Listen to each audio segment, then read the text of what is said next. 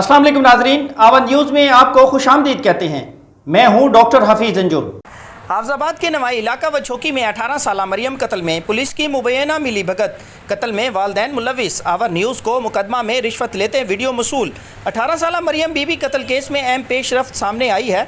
मरियम बीबी को ज़्यादती के बाद कत्ल किया गया। मुल्ज़मान को बचाने के लिए पुलिस ने पैसे लिए और गैरत के नाम पर कत्ल का रंग देकर वालदैन के खिलाफ FIR दर्ज कर दी। थाना कुसू की हदूद में 3 माह कबल ये वाक़या पेश आया था कि मरियम बीबी को ज़्यादती के बाद कत्ल करके लाश को कब्रिस्तान में फेंक दिया गया था। पैसे की हवस में पुलिस ने मुल्ज़मान को बचाने के लिए गैरत के नाम पर कत्ल का रंग देकर वालदैन पर FIR दर्ज कर दी। मुल्ज़मान के गुनाहों पर पर्दा डालने के लिए लाश का पोस्टमार्टम भी ना करवाया गया। आवर न्यूज़ को मसूल होने वाली वीडियो में आप देख सकते हैं कि मुतालिका तफ्तीशी अफसर मुल्ज़मान में से एक मुलजिम से पैसे ले रहा है और पहले लिए गए पैसों की तफसील भी बता रहा है। इस केस में वरसा की तरफ से बार बार DPO दफ्तर एहतजाज भी किया गया। पुलिस अफसरान भी इन मुल्ज़मान को बचाते रहे क्योंकि दर्ज की गई FIR पुलिस की मुद्दत में थी। मकतूला के वालिद अता मोहम्मद ने सेशन जज को दरख्वास्त देकर कत्ल के 2 माह बाद कब्र कुशाई करवाकर बच्ची का पोस्टमार्टम भी करवाया, जिसकी रिपोर्ट आना अभी बाकी है। बाबा जी, हम किन्ना तुहाडी मुहब्बत है साडे नाल? बाबा जी उन्होंने जिन्हें भी बनाया ना, लेकिन तुसें साडा एक रिश्ता और सी।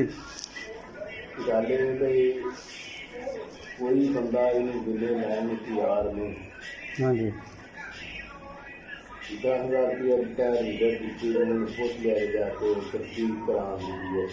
अच्छा 10,000 रुपया ट्रस्ट को मेरा लिया, चलान पास करवा के उन्होंने देगा। अच्छा ठीक है, बच्चा ने बाकी की दिखाई के लिए उसको करे वो तरीक दिखाई के डालना वो चलो मैं गुजार ले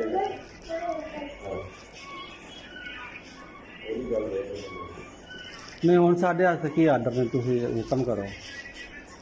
उन्होंने साइड ते रहन दो, उन्होंने जिहड़ा करना सी वो हो गया, सारा कुछ हो गया। साडे भी हालात तुहाडे सामने ने।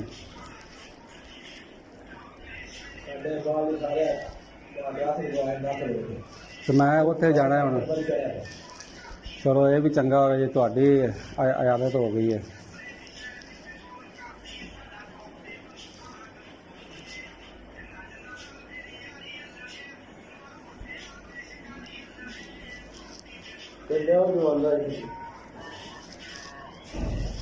दस दिए बड़ा है 15,000 रुपया हो गया।